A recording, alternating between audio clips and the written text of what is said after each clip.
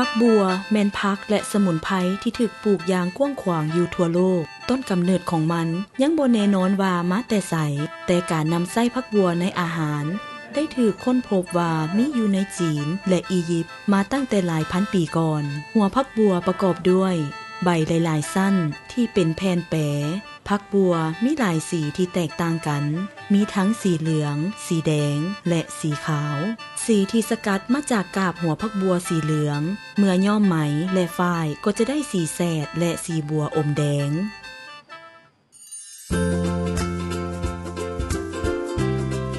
ก่อนการเริ่มต้นการย้อมสร้างย้อมสีควรกะเกี่ยมวัตถุดิบและอุปกรณ์ที่จำเป็นเสียก่อนสูตรสำหรับย้อมไหม1กิโลมีดังนี้ 1. เส้นไหม1กิโล 2. กาบผักบัวแห้ง2กิโล 3. หินส้ม50กรัมและนอกนั้นยังต้องการน้ำสะอาด50ลิตรสำหรับการต้มสกัดสีและอีกจำนวนหลายพอสมควรเพื่อใช้ในการกะเกี่ยมและทำความสะอาดเส้นไหม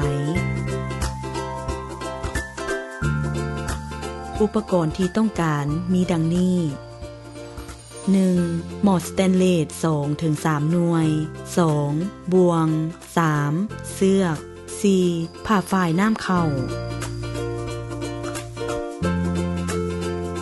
เมื่อวัตถุดิบและอุปกรณ์ถือกะเกี่ยมเรียบร้อยแล้วก็สามารถดำเนินการต้มสกัดสีได้ขั้นตอนที่1แม่นการแกะกาบผักบัว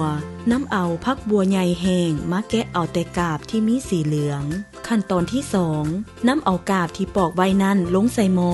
แล้วเอาน้ำ25ลิตรตื่มใส่การนำใส่หม้อสแตนเลสแม่นดีที่สุดเพราะมันจะบ่มีปฏิกิริยาทางเคมีกับธาตุสีกาบหัวผักบัวจะถูกต้มอย่างน้อย30นาทีเพื่อสกัดเอาธาตุสีครั้งที่1หลังจากต้มครั้งที่1แล้วนำเอาซ้ำหรือหม้อมาวางและเอาผ้าฝ้ายสะอาดปกปากของมันเพื่อทำการตองเอาน้ำสียกหม้อออกจากเตาถอกน้ำต้มตองผ่านผ้าและเก็บไว้ในหม้อเมื่อต้มและตองเอาสีครั้งที่1ได้แล้วก็เก็บรักษาไว้และเทน้ำอีก25ลิตรลงในหม้อกาบผักบัวเก่าที่ต้มไปแล้วนั้นต้มอีก30นาทีเพื่อเป็นการสกัดสีครั้งที่2เฮ็ดแบบนี้ก็เพื่อรับประกันว่าธาตุสีที่มีอยู่ในกาบถูกดึงออกมาให้ได้หลายที่สุดเท่าที่จะหลายได้เมื่อต้มสำเร็จอีกเทื่อหนึ่งต้องได้มีการตองเอาน้ำสีเป็นครั้งที่2และห่วมกันไว้กับน้ำสีที่ตองแล้วครั้งที่1และบัดนี้ก็ได้น้ำสีจากธรรมชาติที่พร้อมแล้วสำหรับการย้อม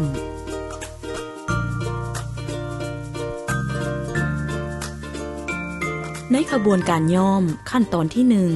สร้างย้อมสีจะเริ่มด้วยการมัดปล่อยไหมด้วยเชือกแบบหลมๆเพื่อให้เส้นไหมสามารถเคลื่อนเหน่งและซึมซับเอาน้ำได้อย่างสะดวกเชือกจะช่วยรักษาตรงของปล่อยไหมบ่ให้ยุ่งหลังจากมัดปล่อยไหมแล้วนำมันไปแช่น้ำปาไว้ประมาณ30นาทีก่อนจะเอาออกมาบิดน้ำออกและทบให้มาดน้ำการแช่เส้นใยก่อนการย้อมแม่นเพื่อทำความสะอาดคราบมันและสิ่งปนเปื้อนอื่นๆซึ่งจะช่วยเฮ็ดให้เส้นใยพร้อมที่จะดูดซึมเอาน้ำย้อมเข้าไปในตัวมันได้ดีขึ้นการย้อมด้วยกาบหัวผักบัวแม่นจะต้องได้ใช้วิธีการย้อมร้อนซึ่งมันต้องการอุณหภูมิสูงจากการต้มเพื่อช่วยให้เส้นใยสามารถดูดซึมเอาธาตุสีได้ดีกว่าและติดทนนานกว่า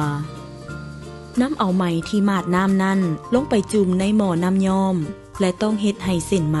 สามารถอาบน้ำสีได้เวลาเดียวกันได้เท่าใดยิ่งดีนี่ก็เพื่อรับประกันให้เส้นใยสามารถดูดซึมเอาสีได้เท่าเทียมกันจึงจะได้ไหมย้อมที่มีสีงดงามและสม่ำเสมอต้มไหมในน้ำย้อมกาบหัวผักบัว30นาทีในเวลาต้มต้องได้มีการควบคุมอุณหภูมิบ่ให้ฟดแห้งเกินไปพอจะเฮ็ดให้ไหมยุ่งพันกันสร้างย้อมสีควรมันสังเกตเบิ่งเส้นไหมเพื่อบ่ให้ส่วนใดหนึ่งฟูอยู่หน้าน้ำพอจะเฮ็ดให้ไหมด่างเมื่อต้มแล้วนำเอาปล่อยไหมออกจากหม้อและเอาไปล้างในน้ำสะอาดไหลหลายๆน้ำเฮ็ดซ้ำไปมาจนกว่าสังเกตเห็นว่าน้ำที่ใส่นั่นใสดีจึงหยุดเซาขั้นตอนที่3แม่นขั้นตอนการใส่สารจับสีซึ่งจะนำใส่หินส้มสูตรสำหรับการย้อมไหม1กิโลแม่นต้องการน้ำ24ลิตร ผสมกับหินส้ม50 กรัมน้ำเอาหินส้มมาแกงใส่น้ำและค้นจนมันละลายดีเมื่อกะเกียมน้ำผสมสารหินส้มได้แล้วก็น้ำเอาเส้นไหมลงแช่โดยบ่ต้องต้มและปาไว้20 นาทีการแช่น้ำสารหินส้มนี้แม่นเพื่อกำหนดสีเฮ็ดให้ไหมที่ย้อมออกมามีสีที่สดใสขึ้นและยังช่วยเฮ็ดให้สีติดทนนานบ่ตกสีง่ายหลังจากแช่แล้วนำไปล้างน้ำให้ดี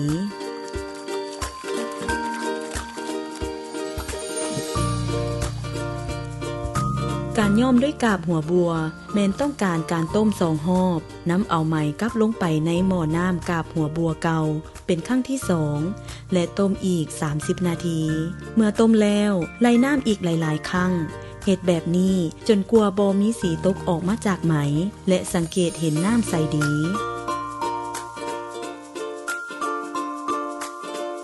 หลังจากไล่ดีแล้วห้อยปล่อยไหมใส่ซาวทกและตากในห่มบอนที่มีลมลวงดี